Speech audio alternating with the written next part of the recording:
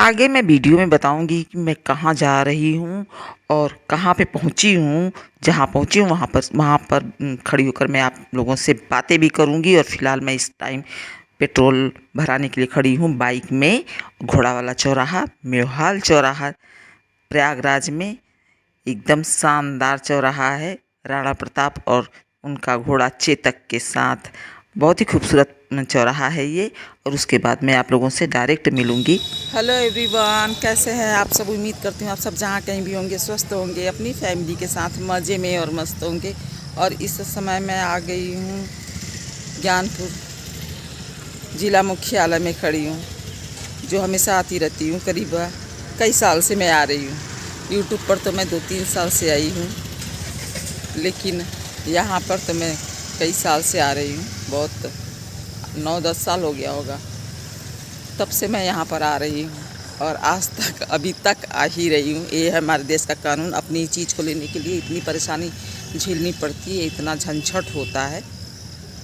खैर अभी थोड़ा देर हुआ आई हूँ, और अब पूरा मुंह भर गया है धूल मिट्टी से रास्ते में, क्योंकि बाइक से आती हूँ। मौसम अच्छा है, इसकी वजह से धूप नहीं लगती है, हवा लगता है। और जो रास्ते में जो धूल उड़ता है दूसरी गाड़ियों पर लद कर जाता है, जैसे कि बालू वगैरह का सामान, बालू मिट्टी, तो उसका हवा जो चलता है उससे वो आँखों में धूल और बाल में पूरा थकान सी आ जाती है। लेकिन हवा लगता है, इसकी वजह से बढ़िया रहता है, बाइक से आना रहता है। तो अब तो फिर वापस पहुंचने में मुझे वही बजेगा शाम का 6। तब तक जान नहीं बचेगी शरीर में, क्योंकि अभी भी मैं खड़ी हूँ। घर से निकली हूँ तब से लेके अभी पहुँची हूँ, और अभी भी मैं खड़ी हूँ यहाँ में। देखिए अधिकारियों का ऑफिस उधर है सामने, और मैं यहाँ खड़ी हूँ। यहाँ पर बस ऐसे ही हमेशा इधर ही खड़ी रहती हूँ। यहीं पर हमारे वकील साहब मिलते हैं।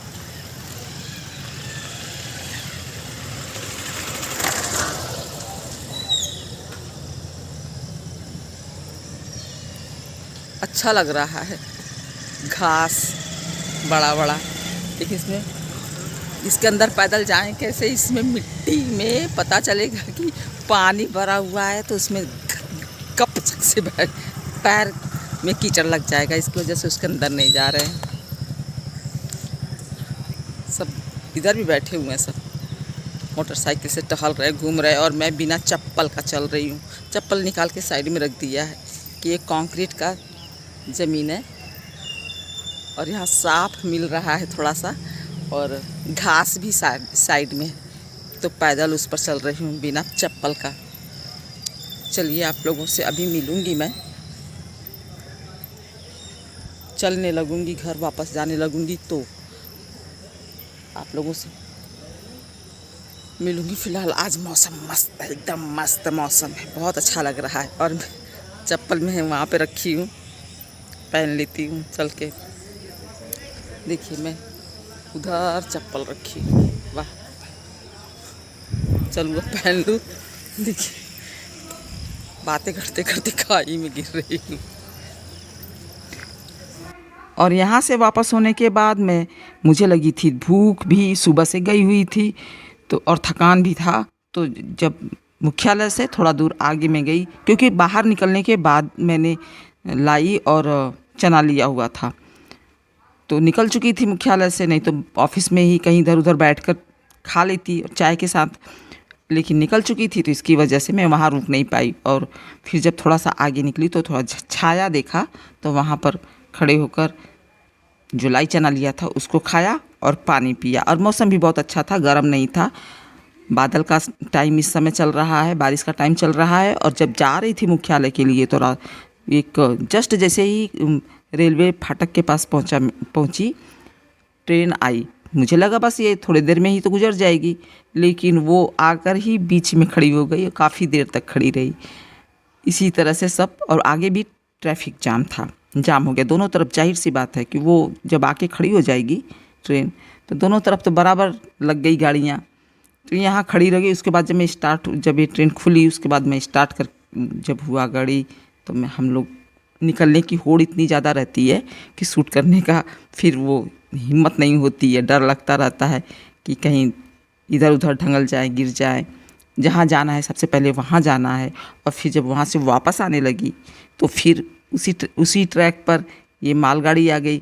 तो यहाँ तो ज़्यादा भीड़ नहीं था क्योंकि हम लोगों ने रास्ता ही बदल दिया था। इसकी वजह से यहाँ भी भीड़ नहीं था। इस फाटक पर ज़्यादा भीड़ नहीं रहता है। और इस फाटक पर एक चीज़ और था कि बहुत ही बड़ी लापरवाही थी रेलवे की, कि जस्ट ये बोर्ड बगल में एक छोटा सा बोर्ड था, बड़ा बोर्ड नहीं, वो बोर्ड मैं दिखाई ही नहीं इस वीडियो में। वो छोटा सा बोर्ड था इसी के जस्ट बगल में, और इधर लेफ्ट साइड में एक छोटा सा बोर्ड था। उस पर लिखा हुआ था कि इस फाटक पर खुली हुई बिजली की तारें हैं, कृपया सावधानी से चले। ये शायद यहीं पे था, मैं ध्यान नहीं दिखा नहीं पाई। और उस तार से, उस बिजली की तार से सावधान रहे क्योंकि उसमें करंट आता है। बिजली की तार में करंट आएगा ही, मतलब वो फालतू वाले नहीं थे, वो उसमें करंट चालू रहता था। तो ये तो कोई बात नहीं है कि बिजली रेलवे वाले इतनी बड़ी लापरवाही करें कि खुली तार, वहाँ पे पूरा चारों तरफ फैला हुआ था, बस थोड़ी सी आड़ में, जैसे किसी दीवार के आड़ में, लेकिन ओपन था और दिख रहा था। तो लोग बाइक से आ जा रहे हैं, गिर जाएं, बाइक बारिश का सीज़न है, कुछ टच हो जाए या कोई दूसरा कोई लापरवाही से छू दे उसको। लेकिन वहाँ पर ये लिखा हुआ था कि छूइएगा मत, नहीं तो सावधान रहिएगा, अपनी जान की सुरक्षा करिए, किसी डंडे से किसी चीज़ से छूइए मत। अरे जब पढ़े लिखों का ध्यान उस तरफ इतना बहुत मुश्किल से गया है, क्यों? क्योंकि वहाँ पे फाटक बंद था इसलिए गया। तो जो नहीं पढ़े लिखे हों वो कौन खड़ा होकर उसको छोटे से बोर्ड पर उस चीज़ को देखेगा, आपके निर्देश को देखेगा। इतनी बड़ी लापरवाही थी कि कौन देखेगा। जो गाड़ी पर अपने साधन पर बैठा है वो सीधा आगे निकलेगा या उसको देखेगा, पढ़ने जाएगा उसको, लेकिन नहीं। और वो भी साइड में, सामने लिखा होता, लिख कर वहाँ पे लगा दिया गया है, लेकिन उसको तार को कवर नहीं किया गया है। ये इतनी बड़ी लापरवाही है वहाँ की। मैं तो टाइम वहाँ पे खड़ी हो गई थी थोड़ी देर के लिए, इसलिए वो बोर्ड पढ़ना शुरू कर दी, तब उसमें देखा। और फिर जब पढ़ लिया तो इसकी वजह से आगे बढ़ी तो तार देखने लगी, तो सच में ढेर सारे तार जो थे फैले हुए, वो वहाँ पे खुला तार था, जो कि ट्रेन के लिए यूज किया जाता, वहाँ के इलेक्ट्रिक कामों के लिए यूज किया जाता। ऐसा नहीं था कि वो बेकार तार था। लेकिन इतनी बड़ी लापरवाही, और सिर्फ एक निर्देश बोर्ड पर लगाकर छोड़ देना कि आप सावधान रहिए। जो पढ़ा लिखा नहीं रहेगा वो भी नहीं, पढ़ा लिखा रहता है वो लापरवाही कर जाएगा, जो पढ़ा लिखा नहीं रहेगा वो कैसे पढ़ेगा आपका, और बच्चे कैसे जानेंगे, और जो बहुत बुजुर्ग हैं, जानवर है, वो लोग कैसे जानेंगे आपका बोर्ड पढ़ने जाएंगे कि आपने क्या निर्देश दिया है। पहुंचने वाली हूँ मैं अपने घर, ये है गंगा जी का ब्रिज, बस थोड़ी देर में ही पहुंच जाऊंगी। मिलूंगी आप लोगों से अगले ब्लॉग में, तब तक के लिए नमस्कार। और